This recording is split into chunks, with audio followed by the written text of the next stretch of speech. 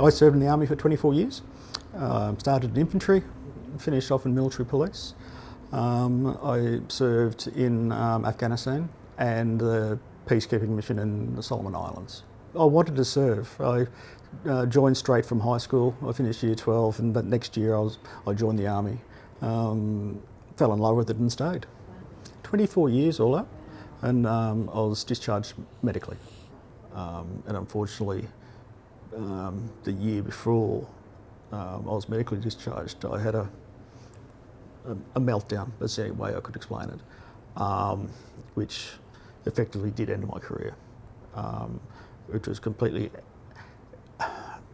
It still caused me grief because I'd wanted to serve in a certain way, and I feel that I let a lot of people down, especially those that I either worked for or worse, the ones that used to work for me. And I don't think I'm ever going to get over that, because the meltdown and the person I was during that meltdown wasn't me. I just exploded. The cup got full and overflowed, and I just couldn't hide it anymore, which is always going to be disappointing. And that's why I say now that at the time when I was medically discharged and it ended my career, that I didn't feel I was ready to leave. Now with that hindsight, I was ready. I wouldn't have lasted too much longer without another meltdown, and I wasn't going to let that happen. Even to this day, the day I put up my hand and said I need help is probably the hardest decision I ever had to do, because it's just against everything else, because soldiers don't think that way. Transition is huge. You go from one day being a soldier, the next day not. And when you serve, you identify as a soldier or a sailor or an airman, because that's just the way you are, and you take a lot of pride in that. So it was quite daunting, especially after spending so long in the army. All of a sudden, I'm not in the army anymore, and I end up being Mr. Mum for the first 12 months or so, fairly much, didn't I? And that was a big change. I was in denial for a bit, especially because I wanted to work. When I was discharged, I was 41, so I was too young to stop and do nothing. And going through the process to go through the compensation, get the support and all that you required, it was quite adversarial, which actually added to it, because I was adamant I was going to work again. I now know that that's not going to happen. I'll never ever return to full-time work. I just can't do it. So there is that period of denial. There's also a period of anger as well, especially when you leave medically if you're not ready to go. The hardest thing is putting up your hand to ask for help. We're not designed and we're not trained that way. So you think, no, I can soldier on through this. No, this is fine, it's a phase, whatnot. But really you need to put up the hand at the first instance. Don't suffer alone. Put up your hand. The longer you suffer, the longer the family's affected. And a lot don't realise how much the family unit gets affected by it. Nadia had to adapt, especially when I could be sitting on the floor with her playing, and then I could be in tears, or all of a sudden I'm angry. And that was hard enough for me to go through, let alone trying to explain to her what was going through my head. As they both get older, I explain more and more to them about things, and how it affects me and stuff like that. And they know, these two know more about veterans' health than any 13 and 9-year-old should. That does help. Don't have to hide. I can say, hey, not going into this shop. And there's some shops I can go into that I know the minute I walk in there, the hypervigilance is going to kick in, the anxiety is going to kick in.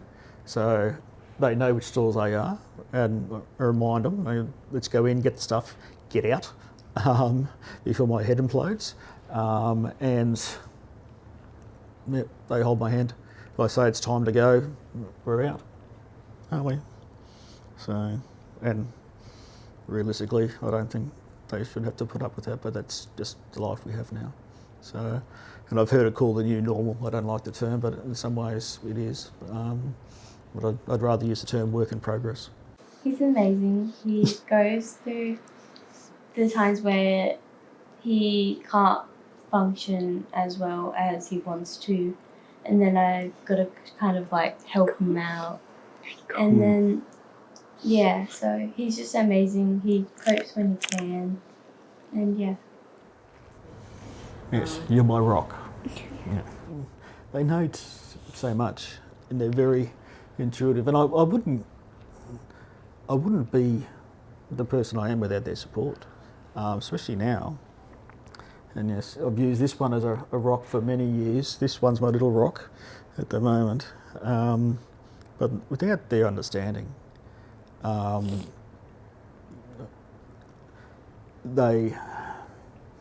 wouldn't still be in one piece, I don't think, or I'll still be on the couch with them, because it is very important. And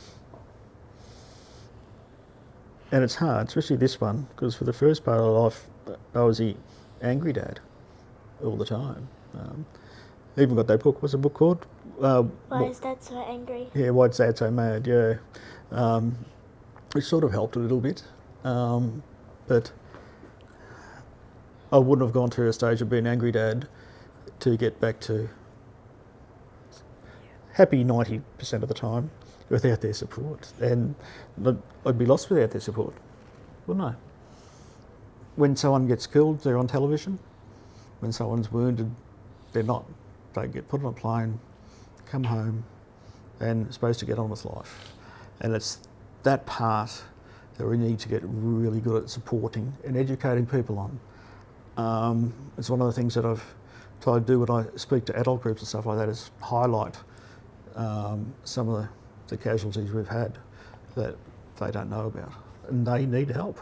They really, really do need the help. And they're the ones where the family unit needs the help as well, because mum and dad are not the same. They can't work, so the other one has to work, and the kids have to stop going to a private school and go to a public school, and they struggle.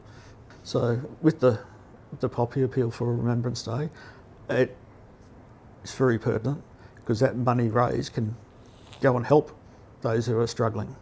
Hopefully help people who are contemplating suicide, who are really, really struggling. The families that are struggling because their life's been turned upside down, because mum or dad's come home from the war and they're not the same person. It's very important. And if it saves one person's life or one mother's life, it's done the right thing.